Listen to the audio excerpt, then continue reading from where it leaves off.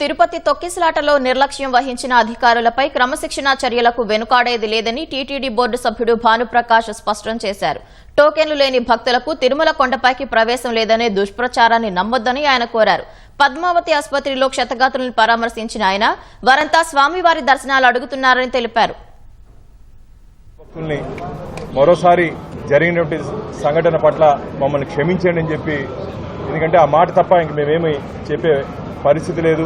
గాయపడినట్టు వాళ్ళందరూ అసలు వెళ్తానే మాకు దర్శనం అవుతుందా లేదని అడుగుతున్నారు.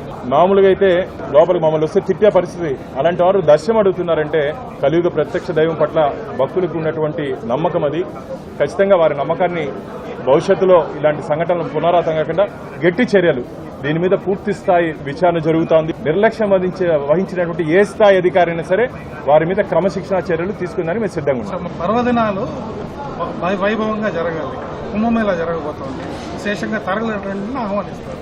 తిరుమలకు మాత్రం టికెట్ కలిగిన భక్తులే అనేది ఎంతో జస్టిఫైడ్. అది అంటే తప్పుడు ప్రచారం.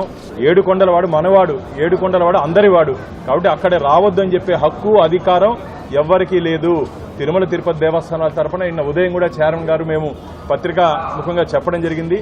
అలాంటి రెస్ట్రిక్షన్స్ లేవు.